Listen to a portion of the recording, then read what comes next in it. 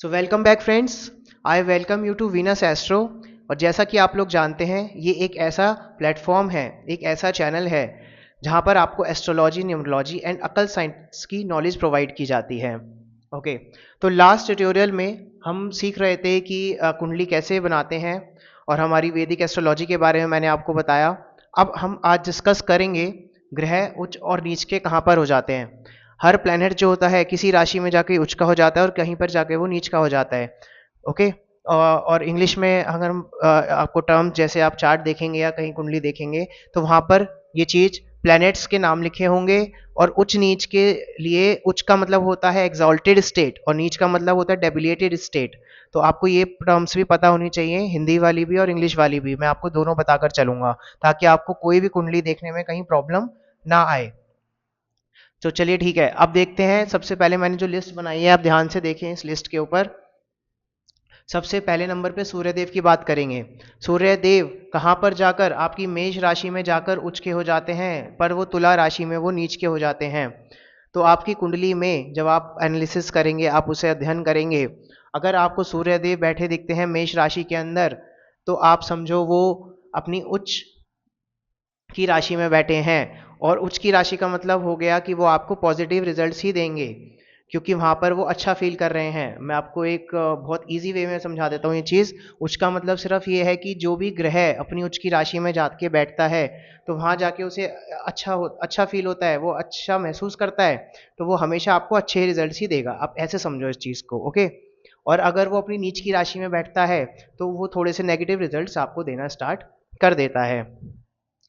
चलिए सेकंड, चंद्रदेव। चंद्रदेव जो है वो वृष राशि, दूसरे नंबर की राशि वृष राशि होती है। मैंने आपको चार्ट दिया हुआ है पहले ट्यूटोरियल्स में, तो आप उसको आई होप कि जो मैंने आपको चार्ट दिया था आपने वो बना लिया है अपने नोटबुक के अंदर। आप उसको देखते जाओ और यहाँ पर मार्क करते जाओ। चंद्रदेव जो है वृषभ वृषभ या वृष राशि सेकंड नंबर की राशि में उच्च के होते हैं और वृश्चिक राशि में नीच के हो जाते हैं। और नेक्स्ट मंगल देव की बात करें तो वो मकर राशि में वो उच्च के हो जाते हैं और कर्क राशि में वो नीच के हो जाते हैं, यानी कि डेबिल स्टेट में पहुंच जाते हैं। नेक्स्ट है बुध ग्रह, बुध देव। बुध देव जो है वो कन्या राशि में हमेशा उच्च के होते हैं। कन्या राशि बुध देव की अपनी राशि होती है। आप हमेशा ध्यान रखें, बुध देव अपनी ही स्वयं की खुद की राशि में उच्च के होते हैं, एग्जाल्टेड स्टेट में रहते हैं।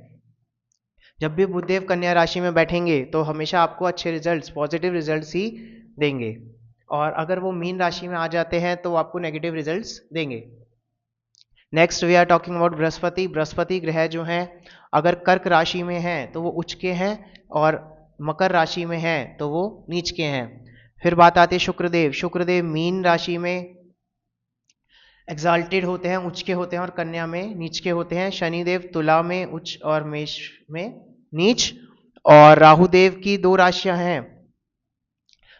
राहु देव की हमेशा दो राशियां हैं, वृषभ राशि में और मिथुन राशि में वो उच्च के होंगे और वृश्चिक और धनु में वो हमेशा नीच के होंगे। ऐसे केतु देव में लास्ट जो है केतु देव वृश्चिक और धनु राशि में उच्च के होंगे, पर वो वृषभ और मिथुन राशि में नीच के होंगे। आप देखो ये एंटी डिपार्ट उल्टा हो गया बिल्कुल यहाँ से। तो आपको समझ आया कुछ? आपको ये चीज नोट डाउन कर लेनी है और आपको ये याद करना है। जैसे कि आपने सारे प्लैनेट्स की पोजीशन याद, प्लैनेट्स के नंबर याद करे हैं, ऐसे ही इन ग्रहों के प्लैनेट्स की आपको उच्च और नीच की राशि देखनी है।